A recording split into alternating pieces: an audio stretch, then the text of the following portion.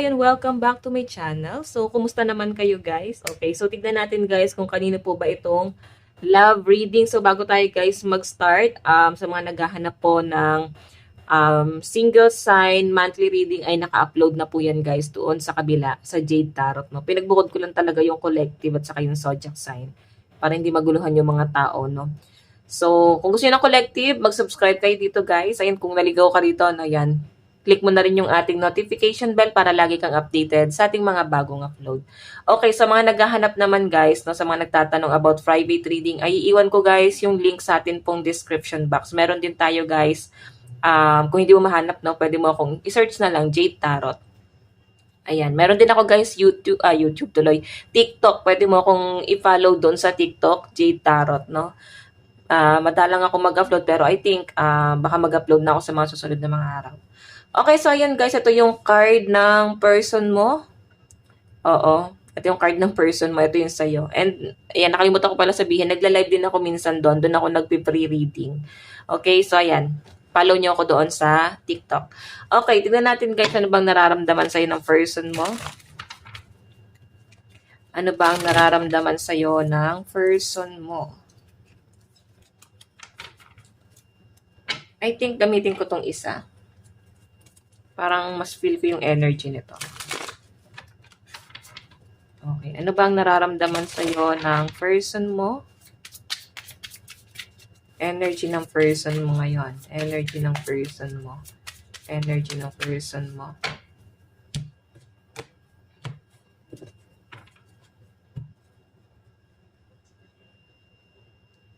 Ayan. Dito pala dito. Ito naman, ano naman ang nararamdaman mo kay person? Ano ba ang nararamdaman mo sa person mo? Ano ang nararamdaman mo sa person mo?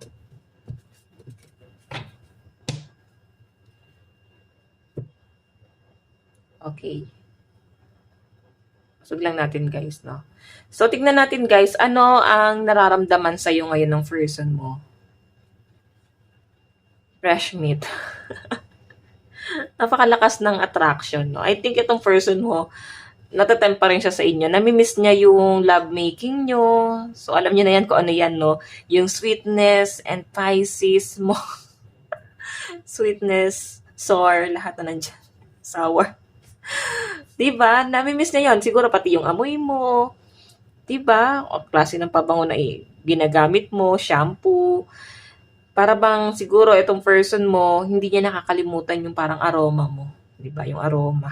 Halimuyak. Ayan. So, ano yung nararamdaman sa'yo ng person mo? Na-addict siya sa'yo eh. Ganun yung nafe-feel ko. Oh my God, parang alam ko na yung title nito. Parang addict sa'yo. Sige, tingnan natin ha. So, yung person mo, nakakilig yung energy kasi nga, parang ikaw lang yung tukso na gustong-gusto niya. Parang di na tumatutokso sa iba. May ginawa ka ba dito? O baka may ginagawa ka sa person mo? Ritual? Or pwedeng pinagdadasal, minamanifest na itong relationship na to ay mag-work pa, no? So, I think, yes, mag-work naman yan kasi natural, ano yan, guys, no? Hindi tayo gumagamit ng mga ritual. Yung mga masasamang ano, guys, kasi minsan, guys, yung gayuma, may balik yan eh. Pero nasa inyo yan, guys. Depende yan, guys, sa mga gumagawa nun. Pero wag na natin, guys, gawin kasi delikado. Pero ito guys, manifestation, I think yung iba sa inyo nagsa-subliminal, ayan, nakikinig kayo ng subliminal. So I think yung person mo, naiisip ka niya dito. Okay? So tignan natin guys. Ano naman ang tingin sa inyo ng person mo? The end. Ba't parang may tinapos ka na? Siguro lagi nakikipaghiwalay sa person mo. Tatampo ka palagi. So I think etong relationship na to, tinapos na nung iba sa inyo or pwedeng ano siya guys, baka hiwalay na kayo. Okay? Or baka neto lang. Or pwedeng, kaya may maleta rito, baka naman nasa malayo. Baka kayo pa rin naman, pero I think nasa malayo siya, no?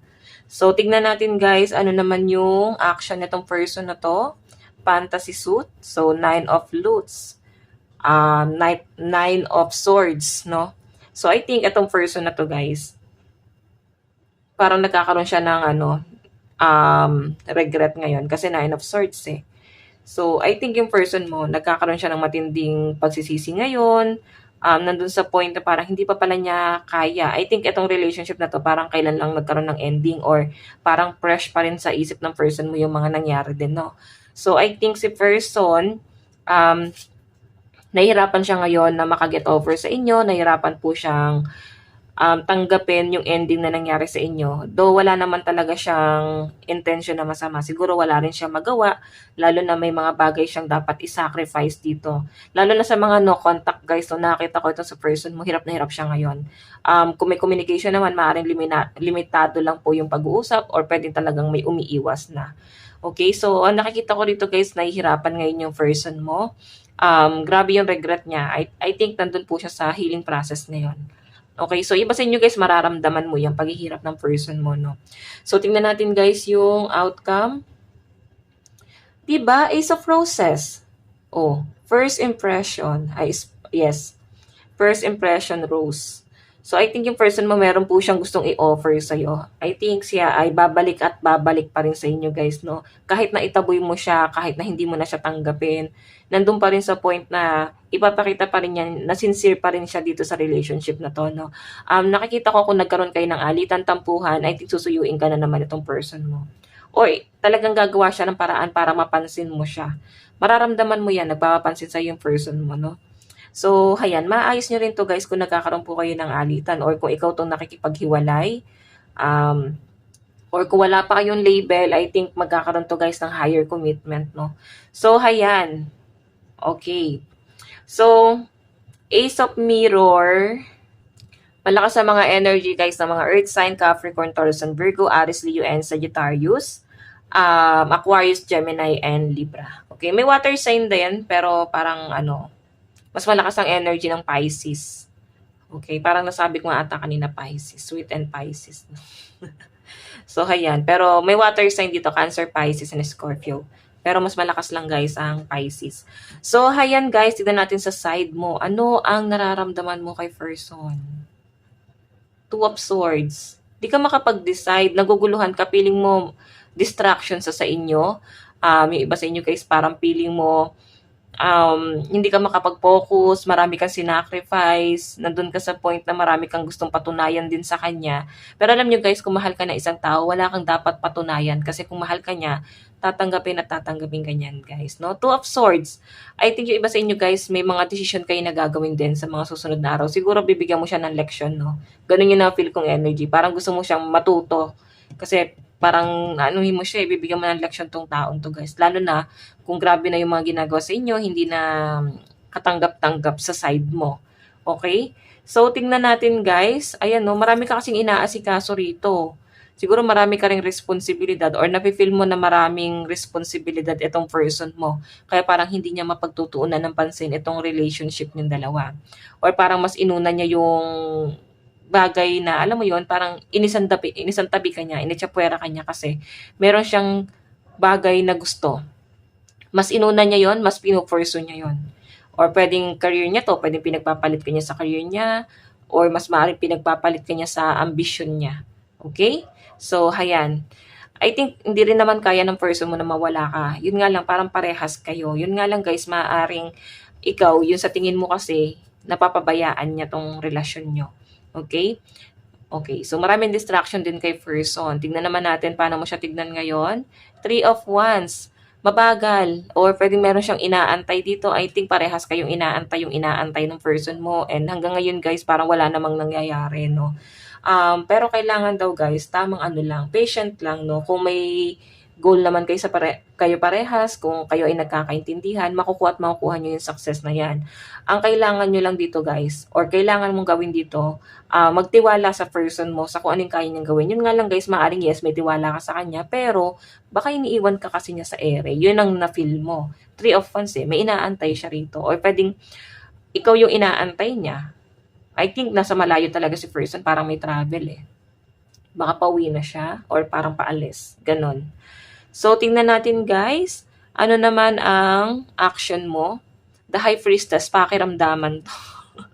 Mukhang walang contact talaga to guys. Pinapakiramdaman mo lang yung person mo.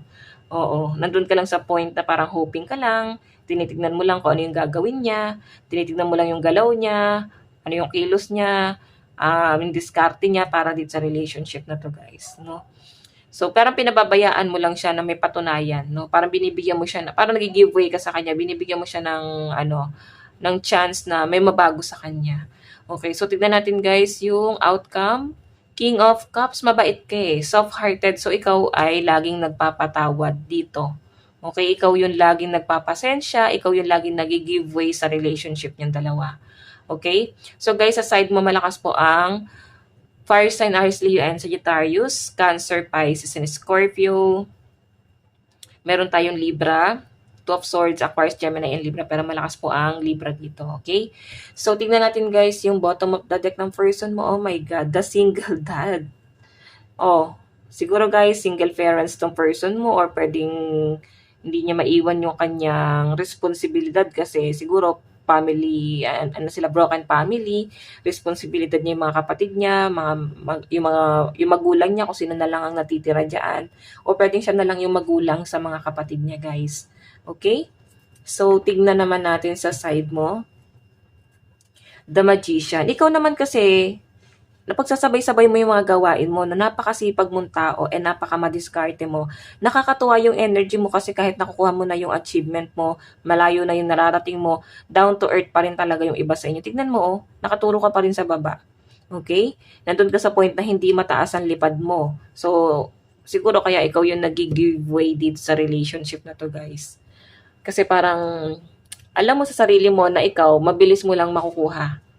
Or mabilis yung improvement mo. Okay? So, hayan, 3 of Wands. Kaya ito yung lumalabas sa inyo. Inaantay mo lang siya na parang may mauna sa kanya. Sige, tignan natin guys ang inyong love advice. Love advice. Meron po tayong heart-to-heart conversation. So, meron daw guys magaganap na pag-uusap sa pagitan nyo ng person mo, honestly discuss your feelings with each other. So, kailangan yung pag-usapan. May umiiwas lang. Naku, kami tampuhan. So, tignan natin guys. Meron tayong wedding. Oh my God. Parang kahapon ko pa nakikita tong kasalan na to. Marami yatang ikakasal or baka kasal kayo ng person mo. Pero may kasalan na magaganap dito guys. Stay optimistic. Kailangan lang talaga. Think positive lang, no? So, tignan natin guys. Ano naman po ang magiging nito, no? Saan napatungo tong relationship na to? Future nito. Future spirit guide. Saan napatungo itong relationship na to, spirit guide? So, meron po tayong Knight of Pentacles. Earth sign, Capricorn, Taurus, and Virgo. May offer siya rito. Wow, napakaganda nito guys, no? Kung may mga anak kayo guys, maaaring yun din yung nag-uugnay sa inyong dalawa. Okay, so meron tayong oh my God. Mukhang nagkaroon ng third party. May nasense ako guys na bigla ko lang na channel. Parang malapit sa inyo yung third party or kilalang kilala mo. Oo. Pero mukhang may nangyaring ganyan. And inaantay mo lang siya kung ano yung pagbabagong gagawin niya. I think binigyan mo siya ng chance. Siguro guys, itong person na to, kaya siguro inaantay mo lang siya kasi ayaw mong magsalita eh. Napagod ka na siguro. Okay, ang pakiusap mo na lang siguro talaga dito, ayusin niya or magkaroon siya ng direksyon para sa pamilya niyo rin. Okay, so yung future guys, ano po yung magiging outcome? So the Star, magiging maayos naman guys itong relationship na to, pero may choice ka. It's either bigyan mo siya ng chance or umalis ka na dito sa sitwasyon. Okay, meron tayong the High Priestess, ito pa rin yung energy mo. So pakiramdam mo daw mabuti itong relationship na to or pakiramdaman mo tong person na to kung bibigyan mo pa siya ng chance. Pero nakikita ko guys, yung person mo talagang umiiyak siya. Ayan, the world, may mga bagay na hindi niya guys kayang talikuran din dito sa connection yung dalawa or pwedeng ikaw pa rin, no? Ikaw pa rin yung gusto niyang uwian, ikaw pa rin yung gusto niyang balikan. Okay? Ayan. Siguro kailangan lang ng person mo ng time or kailangan niya lang talagang muna na mag-explore. Tignan natin guys yung mga mensahe ng person mo. So, malakas po ang energy ng Earth sign, Capricorn, Taurus, and Virgo, Air sign, Aquarius, Gemini, and Libra. Capricorn, Taurus, Virgo, and Capricorn, Taurus, and Virgo. Ayan. Biglang lumabas sa bibig ko, no? Oo. May water sign, Cancer, Pisces, and Scorpio. Tignan natin. Mensahe sa'yo ng person mo. meron po tayong, baliktad pala. We will be together again. So, I think magkahiwalay kayo ng person mo. Umaasa pa rin siya dito guys na magkakasama pa rin kayo, makakapiling ka pa rin niya. Umaasa pa rin siya na, alam mo yon, mayayakap at mahagkan ka ulit niya, no? So, mensahe sa'yo, I want to feel that way again. Oh my God, meron kang ginawa sa person mo, siguro effort, na hindi niya guys makalimutan. Hindi niya basta-basta mahanap sa iba. Maring ikaw lang yung nag-effort ng ganun sa kanya. Tignan natin guys, meron po tayong, I know that I crossed the line with you. So, siguro ine-expect pa rin talaga ng person mo na magtatagpo pa rin ang landas niyong dalawa. Diba? I couldn't let you get close to me. Siguro hindi pa niya talaga kaya sa ngayon. Pero, yung person mo, nag-iisip-isip na to guys, no? So, yun guys, ito lang naman po ang inyong reading hanggang sa muli. God bless and love you all. Thank you.